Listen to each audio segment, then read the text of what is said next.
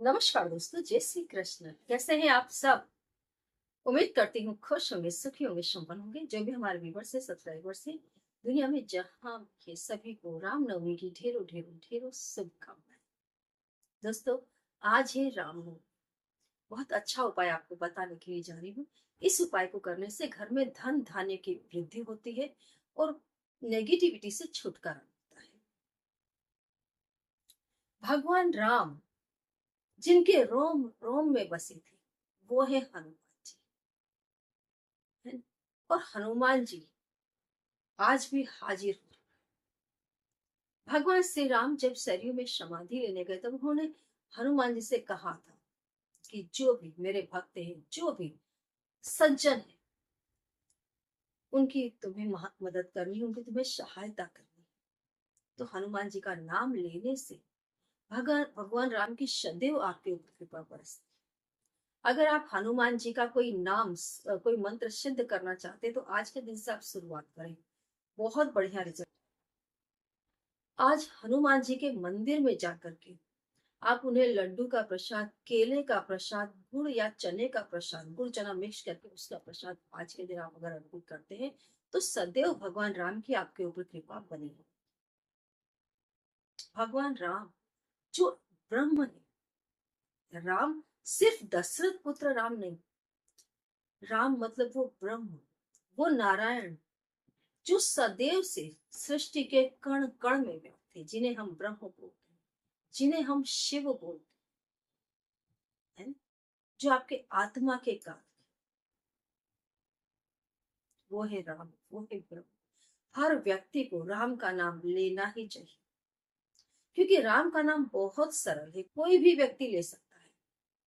चित्रकूट में देखो हजारों संत बैठे, छोटी छोटी सी कुटिया बना करके राम का नाम जप। राम का नाम इतना सरल है दोस्तों कि आपको जबान भी नहीं उठानी पड़ती। जैसे शिव, शिव का जो ओम नमः शिवाय मंत्र है, अजपा है।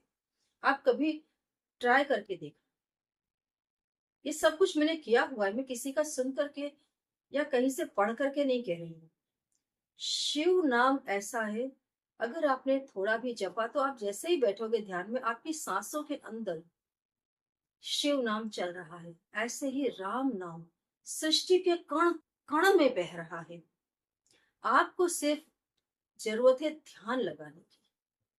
सादगीपूर्ण जीवन जिए, मन को निर्मल रखें, छल कपट दम झूठ से बचे, कम से कम लोगों से मिले, कम से कम लोगों से मिले। और जो ये लोकाचारी है, बाहर के लोगों का, ये जो जिसको हम बोलते हैं कथा पंचायत लोगों की, इससे थोड़ा दूर रहे, माया से थोड़ा दूर, दुनियादारी से थोड़ा दूर। अभी देखो आप धर्म के नाम पर और लोगों के अंदर कितनी कितना कितना अत्याचार, जिससे इंसानियत ही खत्म हो गई जानवरों के प्रति, इंसानों के प्रति। अब देखो कितने एक्सीडेंट हो रहे हैं, लोग किस तरीके से एक दूसरे का कत्ल कर देते हैं, पति पति का कत्ल कर देते हैं। स्ट्रेंज। जहां आपका दिमाग काम करना छोड़ देगा, आपको ऐसा लगेगा ओ, क्या यही दुनिया है? क्या यही है दुनिया? क्या ऐसे ही रिश्ते होते हैं? कहाँ है इसमें त्याग? कहाँ है समझ? कोई किसी के साथ कुछ भी गलत करता है तो इतना तो सभी को अंदाज होता है कि इसके ऊपर कुछ बीता होगा। लेकिन क्या उसका यही रिजल्ट है, यही उसका लास्ट रिजल्ट होना चाहिए कि ये? नहीं। ये चीज बताती है कि आप राम नाम से दूर। राम का नाम लिया मतलब कण कण में उनको अनुभव किया। जब कण कण में वही है तो कौन ऐसा है जिसको आप मार देना चाहोगे? नहीं। राम की कृपा प्राप्त करनी है तो हनुमान जी की पूजा शुरू करें और राम नाम का पाठ शुरू करें, रामायण का पाठ। ज्यादा नहीं तो 4-5 चौपाई भी रोज करें, पर करें। इससे भगवान राम की आप पर कृपा उतरती है। आप अपनी आत्मा से मिल सकते, आपके अंदर बैठे ब्रह्म से, जो आपके अंदर का एक बहुत बहुत शांत, बहुत प्रकाश में एक ऐसा प्रवाह है दोस्तों, जिससे अगर आप एक बार मिल गए तो कभी उससे अलग होना नहीं चाहिए। राम नाम की महिमा रोज ना भी गा सके तो आज के दिन जरूर गाए, और ये उपाय जरूर करें जो मैं आपको बता रही हूँ। आज हनुमान जी के मंदिर में जाए, हनुमान जी के दर्शन अवश्य करें। पीपल के पत्ते पर आप चंदन से राम नाम लिख करके हनुमान जी को अर्पित करें। अपनी इच्छा उस पत्ते पर आप लिख सकते हैं चंदन से ही, जिससे आपका काम जल्दी हो। आज 40 काली मिर्च लें, एक उपला ले लेना है, गाय के गोबर का जला लेना है। सामने आपको हनुमान जी की तस्वीर या मूर्ति रखनी है, जिस पर आपको सिंदूर से तिलक करना है या चंदन से भी कर सकते हैं। भगवान के सामने आपको घी का दीपक जलाना है, अगरबत्ती लगानी है, लाल कलर के कनेर के पुष्प उन्हें आपको अर्पित करने हैं। साथ में बाजू में आपको भगवान राम की फोटो रखनी है, या कुछ भी ना हो तो एक सुपारी रख ले भगवान राम मान करके, और उन्हें भी आपको चंदन का तिलक लगा देना है। पीले कलर के उन्हें पुष्प अर्पित करने हैं, एक घी का दिया उन्हें भी लगाना है। बराबर। जब आप पूजा में बैठते हैं, लाल कलर की आप आसने लें। सबसे पहले अपने गुरु का ध्यान करें, गणपति जी का ध्यान करें, माँ जगदम्बा अपनी कुलदेवी का ध्यान करें। उसके बाद में आप राम राम राम राम 108 बार बोले, बहुत शांति से, जल्दी ना करें कभी भी। जाप में उतावल ना करें, जल्दी ना करें, शांति से ही करें, भले कम करें पर शांति से, ताकि आपका ध्यान लग सके।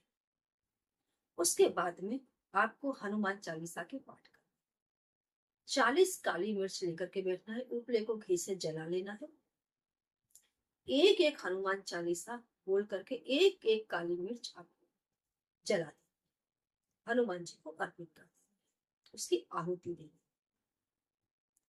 उसके बाद में आप पीली सरसों से राम नाम का उच्चारण करते हुए उसकी आहुति दे दें। अपने गुरु जी के नाम की आहुति दे, गुरु जी के नाम की 3 आहुति दे दें। भगवान रामचंद्र जी की आप चाहे तो 3 दे दे, 108 दे, जितनी आपकी इच्छा हो कर देना है। कुल देवी के नाम से भी आपको 2 लोग उसमें चढ़। उसके बाद में हनुमान जी की आरती करके आपको अपनी इच्छा बोलनी। 40 चालीसा का पाठ करना। चालीसा के अंदर 40 ही आपको श्लोक मिलते हैं। 40 का बड़ा महत्व। और आज रामनवमी है, आज के दिन 40 बार हनुमान चालीसा का पाठ करके आप भगवान राम को याद करें, उन्हें प्रणाम करें, हनुमान जी के प्रति अपनी भक्ति अर्पित करें और उनसे प्रार्थना करें। देखो, दुनिया की आप कोई भी चीज मांगोगे तो वो यहीं पर छोड़कर चले जाओ, है ना? हाँ, समस्याएं आती हैं तो आप भगवान से ही प्रार्थना करनी है हमें, कि हमें इस समस्या से निजात दिलाए। प्रार्थना करिए, हमें जो भी चीज चाहिए उसके लिए भी आपको भगवान से ही प्रार्थना करनी है। लेकिन लेकिन साथ में ये भी जरूर कहें कि भगवान हमें आपसे मिले।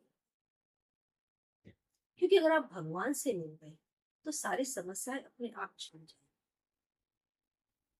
जरूर करा जय श्री कृष्ण।